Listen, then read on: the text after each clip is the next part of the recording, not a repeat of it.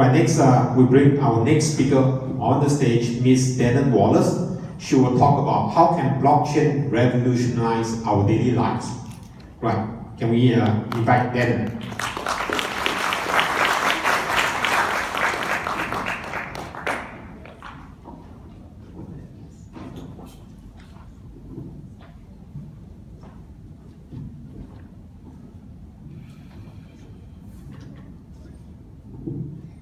Good evening. Thank you for inviting me here to speak. I'm always grateful to have the opportunity to share information about a technology that I believe will truly have a massive impact on our daily lives. My talk's not going to be quite so technological, and I'm really glad you had that talk. This is going to be more about a future vision, if you will. I imagine many of you came here tonight to learn about cryptocurrency and Bitcoin because it's definitely raised immensely in value in the last couple of years, so that's very interesting. Last year, Bitcoin alone raised 2,000%. That's record-breaking. So I understand the interest, but I would suggest that the value increase you're seeing in cryptocurrency and Bitcoin is minuscule compared to the value that's coming with applications that will be based on the blockchain. Now, when these applications, right now there's thousands of them being created, eventually there might be millions, we don't know. It's a permissionless protocol, anyone can go in there and create something. So initially, when you start using these applications, you're not gonna notice much of a difference. It'll look a lot like the applications you use now, except for one major difference. You will have ownership and control of your own information, your own data, your own content. Because it is on this distributed platform, it's not held in a centralized database. It's either held on your device or whatever you have holding that content, but you have control of where it goes. Now, I think because we're not accustomed to having this control, we're actually accustomed to giving it away. We don't really understand right now the value of that information. Right now, when you want to open an account, or say for Facebook or Twitter or bank account, we're accustomed to giving away our information. We also have to agree to their terms of service. And oftentimes, the terms of service indicates that they will have control of your information, your content, for their own profit. Now, we don't necessarily like giving away control of our information, but we're sort of forced to, because these are platforms where our friends and family are congregating. We want to be there with them. So we have to agree to these terms of service in order to use the same platforms. So we're used to just giving it away, right? We're used to, okay, yeah, I'll agree. You have my content, you have my information. But once we start using blockchain-based applications, we're going to see the value of this information. We're going to start to understand that there's not only intrinsic value, but there's monetary value. I mean, it's something as simple as, where you live, how old you are, how much do you make in a year, male or female. Companies make money from that information. What if you could make money from that? What if you could sell your own demographic and make a few dollars each time? That adds up. You wouldn't be so likely to give it away for free, right? So I believe when this mindset changes, when we start to use these applications, when these applications start to become more mainstream, and we'll get used to having control of our own information, our own content, our own data, we'll start to see new markets emerge. Markets that we can't really imagine right now, but they will come about. And to make this point, I'd like to use an example of something that has happened. We haven't had blockchain, but we have had emerging markets based on user-generated content. I'm going to use an example of YouTube.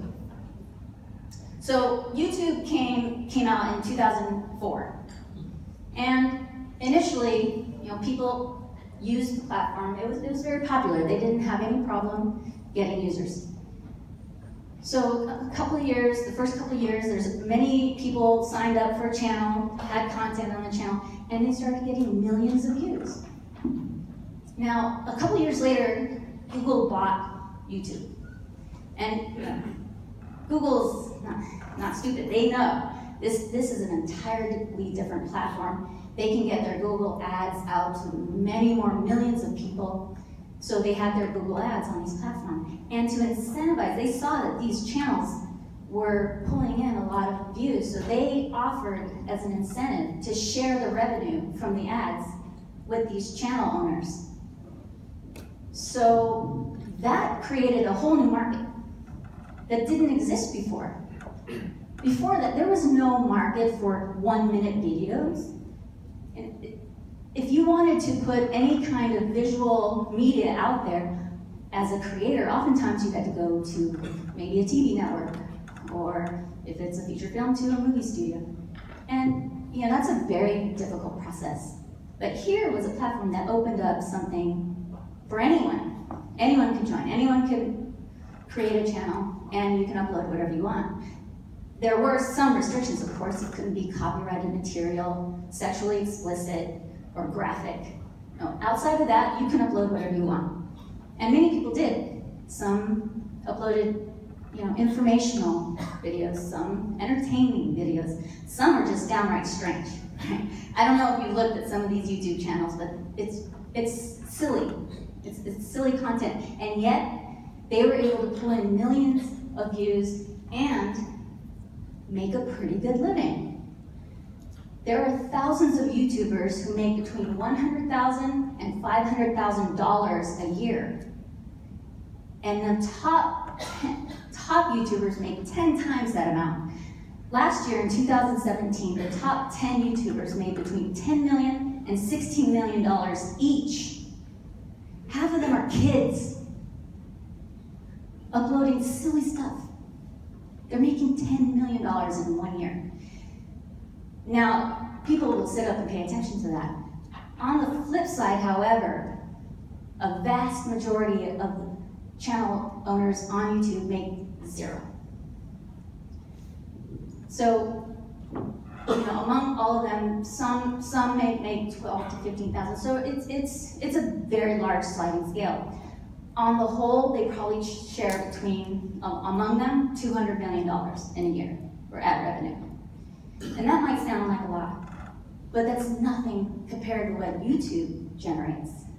YouTube makes about $3.5 billion a year in ad revenue. This is on content they don't even create. And yet, so that comes out to about a 5% share goes to the content creators. They only pull in about 5%. And, it's a good start. It was a market that didn't exist before. They would have made zero, the ones who are making thousands of dollars. So, it's better than that. And they also get creative control, so they like that as well. No one's telling them no, unless, of course, it's copyrighted. But ultimately, YouTube, it's a centralized organization. Ultimately, they have control. And if they want to pull a channel, they can pull a channel. And there's nothing the channel owner can do about that. They exerted this control last year, 2017, out of the blue. They decided that from that year on, they were going to stop all monetization on any channel that has less than 10,000 views. And this came as a shock to the YouTube community. But it made it very clear. It's a centralized organization. They have control, even though they need the channel owners in order to create their own product. Now, this is a user-generated company, right? And there are other user-generated companies that make a huge profit as well from the interactions of those that use it, like Uber, like Airbnb. And some people sometimes categorize these companies as peer-to-peer companies, P2P companies, but that's not an accurate categorization.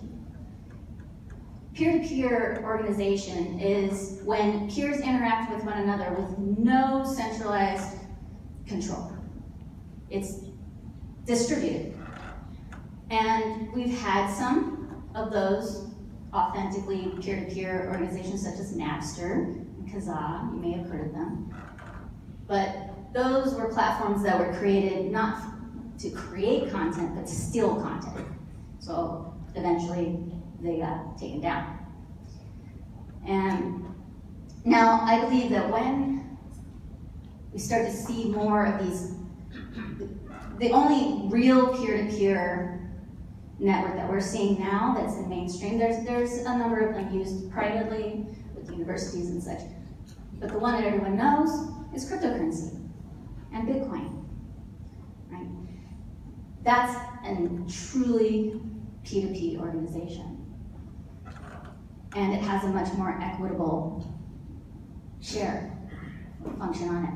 When we start seeing more applications in our daily lives that are based on this protocol, we're going to see a whole new economy, essentially.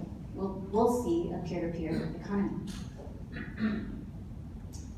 Now, I don't have slides, but I have an outline. And I'm going to stick to this. I'm going to try and stick to this because I love technology so much, so I'll just start to go off on tangents and things. So, bear with me. I just want to make sure I get through what I wanted to share with you tonight.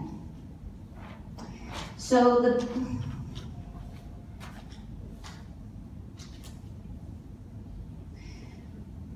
this shift in mindset, this is not a small thing. This is something that, like I said, will happen as we start to use these applications more. We'll start to see the value of our user-generated content. I mean, you definitely see the YouTube channels, they see the value in their content. They're not going to give that away for free. So eventually, we will see that as well. And there will be new marketplaces. There will be, there's something now called the Commons Marketplace. We're starting to see people produce objects, such as 3D printing. We're already seeing in 3D printing. There are thousands of people who have 3D printers in their homes, in their garages. And the files on objects that you can print in a 3D printer are often free, online. You just have to download it's called an STL file, and you can print or manufacture an object in your home. And then you can sell that. There's things called the Commons Marketplace. It's small now, but it will grow. And so there's going to be this movement of people from, once they get the sense of, oh, there's this open, I can be creative, I can create what I want, make what I want, and potentially make a living doing this. So they're going to go from feeling what it's like to be controlled to having control.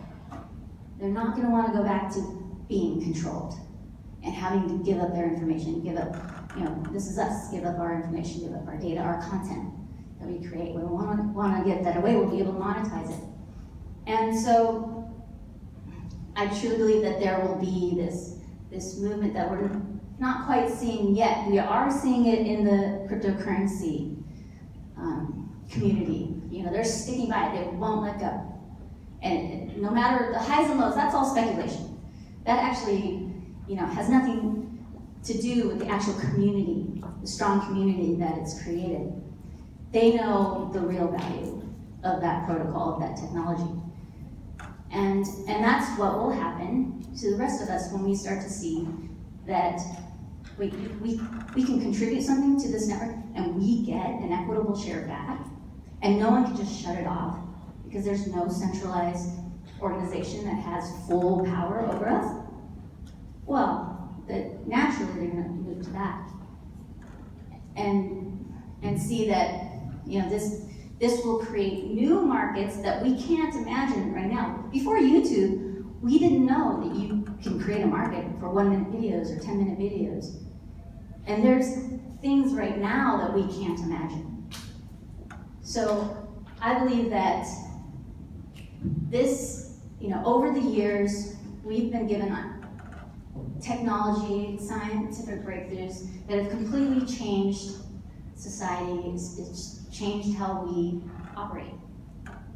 You know, I'm a big believer in real change coming to technology. There's, you know, the automobile, there's the printing press, there's, of course, the internet and the smartphone.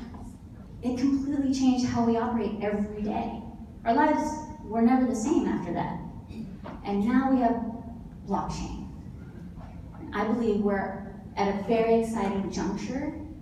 Things will be different. We will interact differently. We'll live our lives differently. And that's a very exciting place to be. And it's one that I think points to a very bright future. Thank you.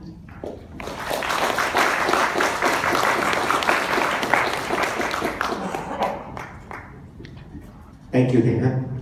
Now can we invite our third speaker to the stage, Mr. Dominic Webb. He will talk about cryptocurrency, future of it. Thank you.